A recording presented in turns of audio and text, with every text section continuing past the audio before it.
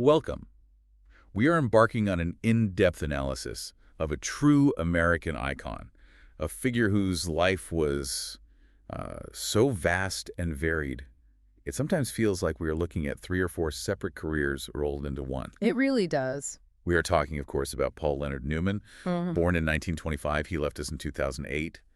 The amount of source material detailing his life is it's staggering. It is. It covers everything from his award-winning cinematic performances to, high-level auto racing and truly groundbreaking philanthropy. That's absolutely right. Newman was monumental, and the material we've gone through really covers the full, incredible arc of his life. And we're not just, reciting a resume here. We're trying to understand the complexity of balancing those three very different worlds.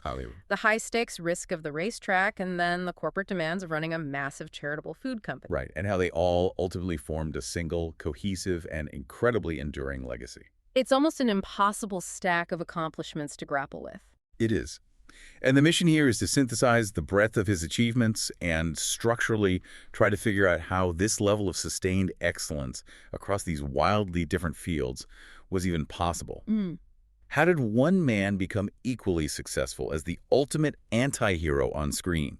A championship-level race car driver and the founder of a food company Newman's Own that has donated well over $500 million to charity. To start understanding the engine that drove him, you really have to go back to his formative years. Those early experiences seem to have defined the drive, the sense of otherness, and the profound sense of conviction that fueled him later in life. Okay, let's unpack this and start with his beginnings. He was born in Cleveland Heights and raised in Shaker Heights, Ohio. So a Midwestern background. Exactly. This was hardly a traditional pathway to stardom. His father, Arthur Sigmund Newman Sr., ran a successful sporting goods store. Which suggests a solid, maybe athletic upbringing. A stable, middle-class upbringing for sure, but the theatrical bent, that appeared really early on. He wasn't a late bloomer in that respect. How early are we talking?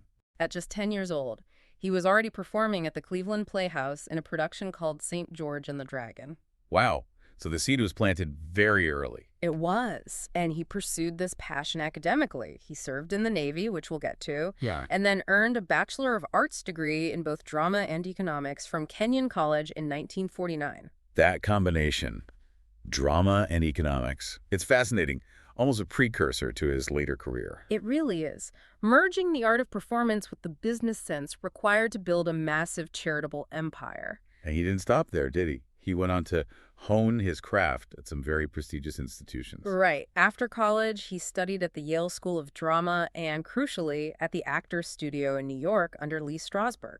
This was vital. Because that's the home of method acting. Exactly. That intense, emotionally driven style where actors draw deeply on personal experiences and emotional memory to inhabit a role, that discipline became central to his craft. It's clear from the sources that his sense of identity was also shaped very early on by a complex heritage. It was a very complex identity landscape. His father was of Hungarian Jewish and Polish Jewish descent, making Paul Newman half Jewish. His mother was a Christian Scientist who was born to a Roman Catholic family in what is now Slovakia. So growing up in Shaker Heights, Ohio, with that background must have been interesting. He recounted having a very strong sense of otherness as a youth because of it. He noted that this feeling hurt me and my brother a great deal. He mentioned a specific incident, right? Yes. He specifically recalled the painful experience of being excluded from a high school fraternity because he was half Jewish. And that experience, that feeling of being an outsider looking in, it really seems to be the crucible that forged the conviction we see defining his entire career. It absolutely became a defining characteristic. The sources mention an anecdote where he later referred to himself as a Jew simply because, as he put it, it presented more of a challenge. That's a choice rooted in defiance, not just lineage. Precisely.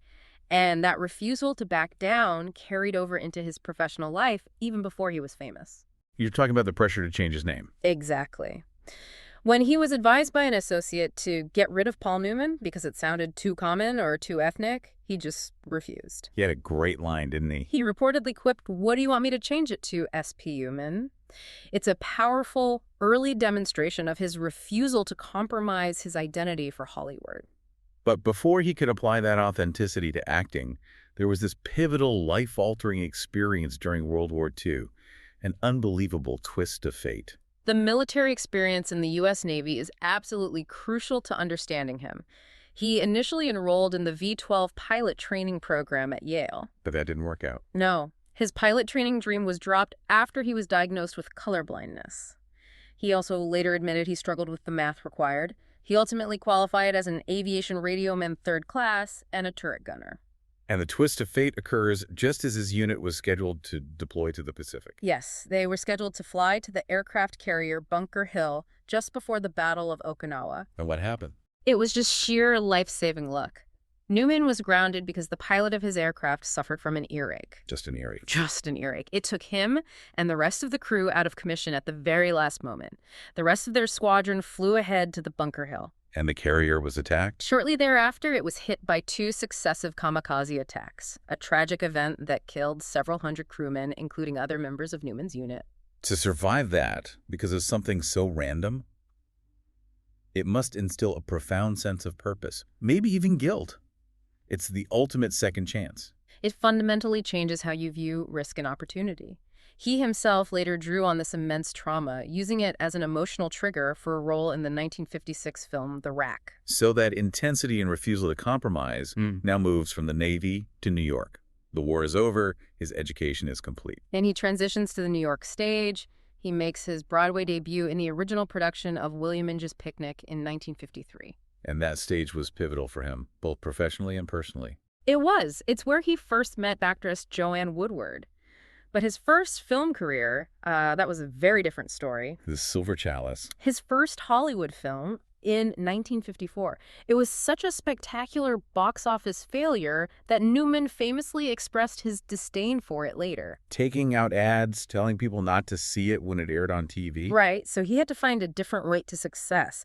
And the real springboard came directly from the tragic early death of another rising star. James Dean. That connection is critical. Following Dean's shocking death in 1955, Hollywood needed a new anti-hero, someone with that same raw intensity. And Newman was positioned perfectly to fill that void. He secured the lead role as the boxer Rocky Graziano in Somebody Up There Likes Me. That was a role initially planned for Dean. And that was his true breakthrough. It was. It transformed him from a failed actor in a Roman sandal flop to a credible leading man. And it wasn't just the one role, was it? No, he also took a role originally earmarked for Dean in The Left-Handed Gun, where he played Billy the Kid. This chain of events just rapidly accelerated his ascent to stardom. His star power was confirmed pretty quickly after that. By 1958, he's starring opposite Elizabeth Taylor in Cat on a Hot Tin Roof. And earning his first Academy Award nomination. 1958 was arguably the most formative year of his adult life. Professionally and personally. Absolutely. He starred in The Long Hot Summer with Joanne Woodward, whom he reconnected with. He won Best Actor at Cannes for that performance. And that's the year he married her. Yes. He divorced his first wife, Jackie Witt, and married Woodward, beginning one of Hollywood's most enduring and respected unions. A 50-year marriage. It's a rarity in any profession, let alone Hollywood. What do the sources say was their secret? Well, it seems to be a very deliberate choice to prioritize their private life and their creative relationship over the demands of the Hollywood system. They collaborated a lot. A massive amount. Yeah. They co-starred in a total of 16 films together and were jointly recognized with the Kennedy Center Honors in 1992. But the choice to step away from the center of celebrity culture seems to be the most important factor. It was crucial. They made a deliberate choice early on to raise their family in Westport, Connecticut, outside the relentless glare of the California spotlight. He had that legendary quote about fidelity. He did. The famous, "Why go out for a hamburger when you have steak at home?"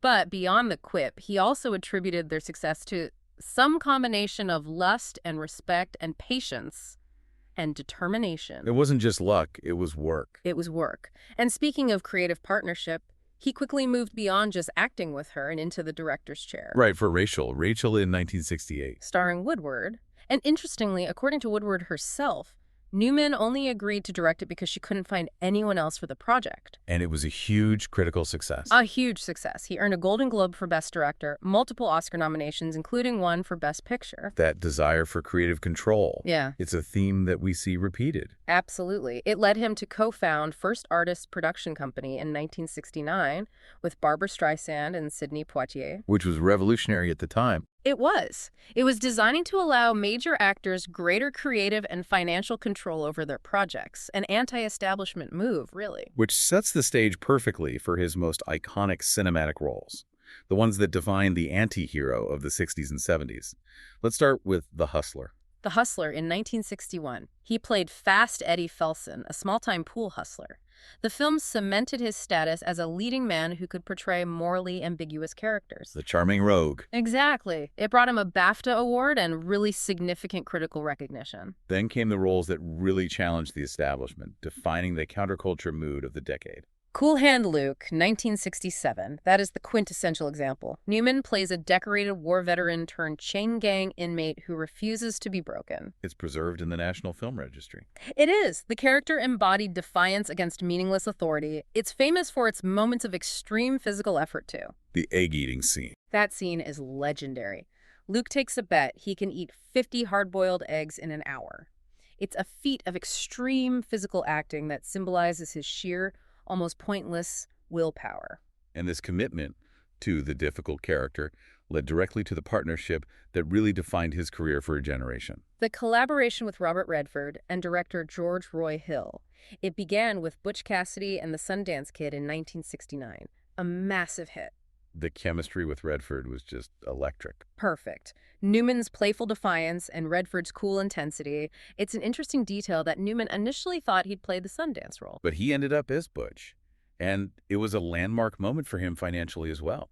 Absolutely. He was able to negotiate a percentage of the profits, and even in the lighthearted moments, his dedication showed. He insisted on performing his own bicycle tricks for the raindrop sequence. Well, after the hired stuntman couldn't get it right. Exactly. Then they successfully reunited 4 years later for The Sting. Another colossal hit, won Best Picture.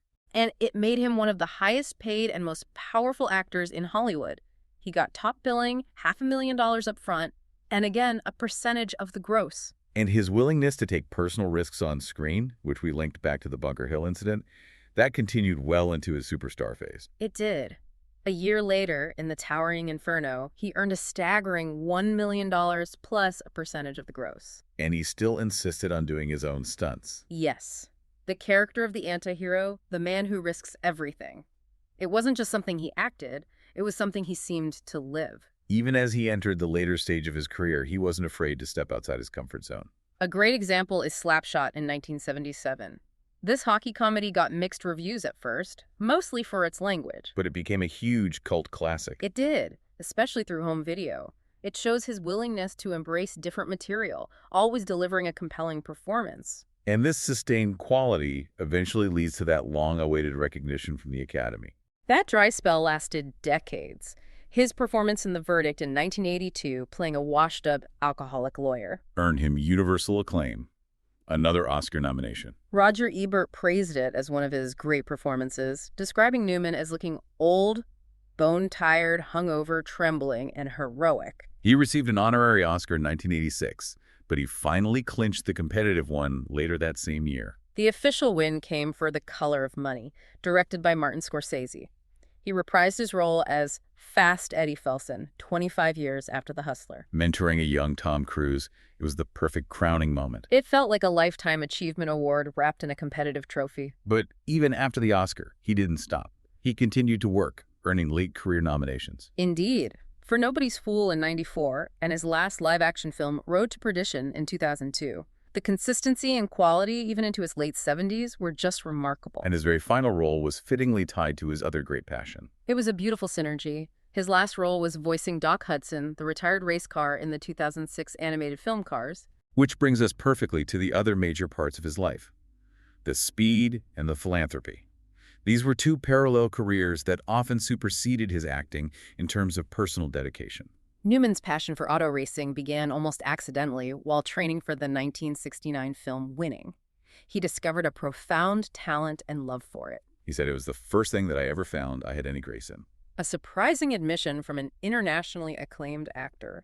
He became intensely devoted, competing seriously well into his 80s under the name P.L. Newman. And you have to get this. His racing wasn't just some hobby. No, this was serious and competitive.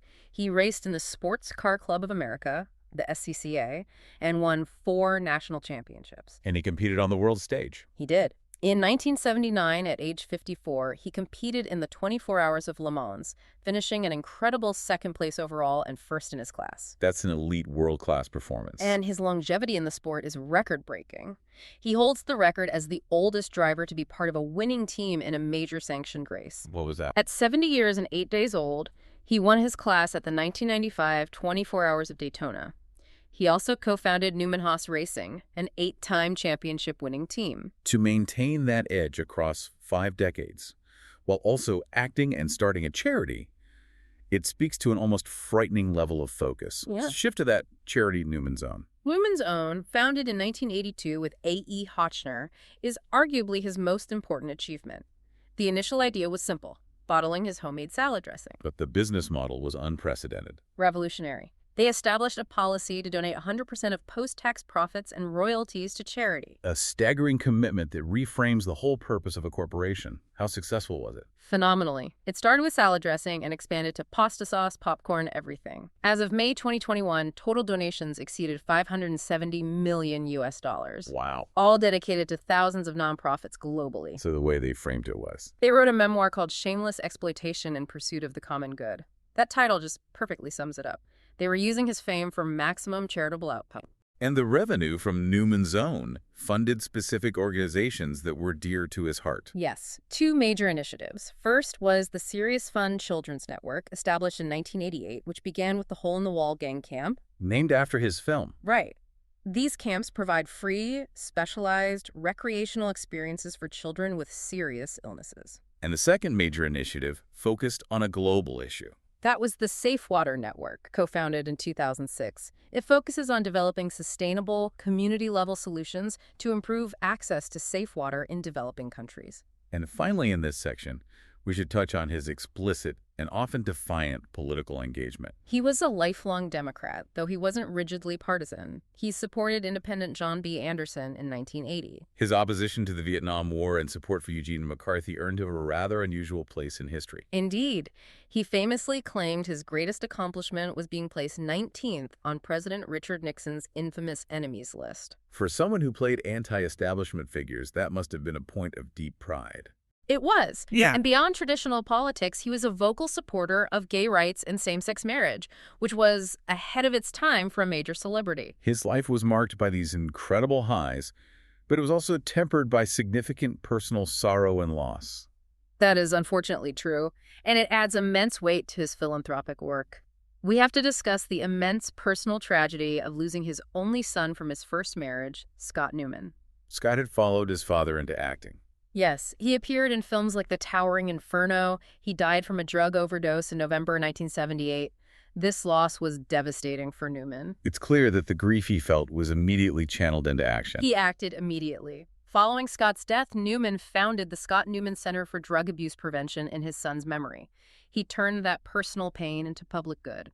And that dedication to substance abuse prevention became a central focus for him. Absolutely. It directly influenced his later decisions about his public image. So after his Oscar, the success of Newman's Own, his final racing, he eventually decided to step away from acting entirely. He retired in May 2007.